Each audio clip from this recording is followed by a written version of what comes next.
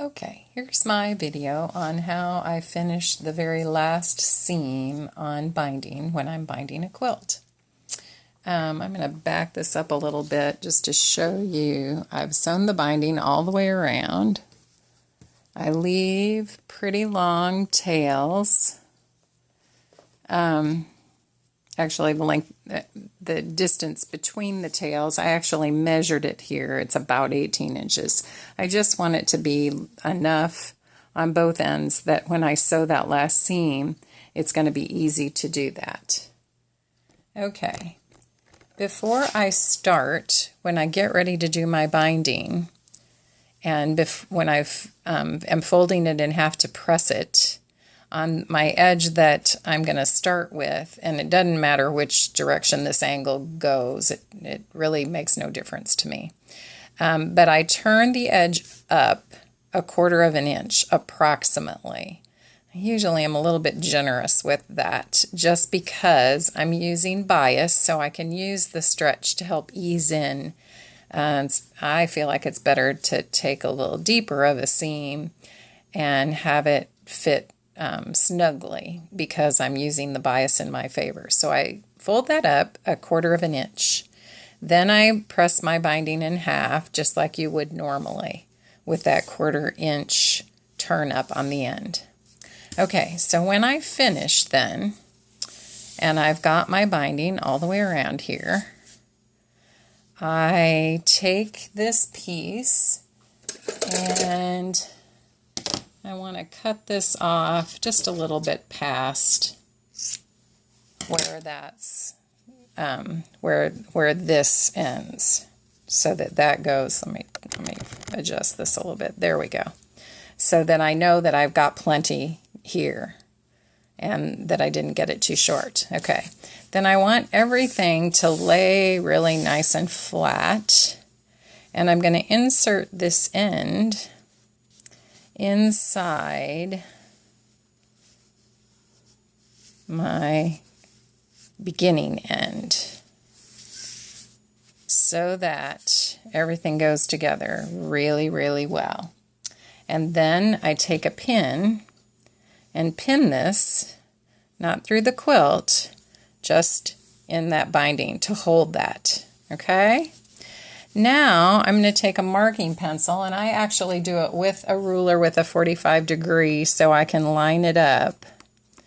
And I'm going to mark, and the angle might not be exactly right for some reason, but I'm going to get close. And I'm marking, this is kind of hard to see because of the dark blue, but I'm marking on my ending piece exactly where my beginning piece hits it. See, I can show you there, right where that goes. Then I turn it over and I mark it all the way back. Again, I'm lining up a 45 degree angle with the edge, trying to sort of keep my 45 degree angle and mark that so that that's marked all the way through. Then I can take my pin out, pull this apart, and unfold this. Now, again, that's where the folded edge meets the other side. So I want 1/4 of an inch from this edge. And again, I use a ruler, and I line up the 45 degree angle with the edge. And let me get this out of the way a little bit. This is kind of awkward because it's backwards for me, but I'm going to line up the 45 degree angle with the edge and the 1/4 inch line with the line that I just drew on there. And it might be a little bit off. It's more important that I have the 45 degree angle than I'm exactly on the line there. But you can't really see it, but you will be able to see it after I cut. So line up the 45 degree, line the 1/4 inch up with the chalk line that I made and cut that off. Okay, now we have 1/4 of an inch here, and if I sew these two together, it will, that 1/4 inch and that 1/4 inch means that those will line up exactly. So I just take this and pin it. I usually stick a pin in it because it's easier. And of course I bunch this up for sewing. And I don't pay any attention to my little line, but when I pin this, when I offset this, I'm going to sew a little deeper probably than a regular scant 1/4 inch. So I'm going to follow my fold. I can see the fold. You might not be able to, but where that fold is, I'm going to sew right along the fold. I want the fold to come out in the V on both sides.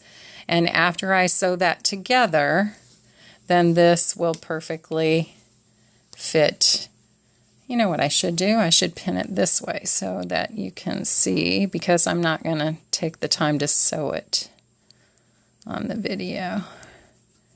So let's put a pin that way. Maybe we'll do 2 pins. These pins are a little bit big. It might not work very well, but I think you get the idea.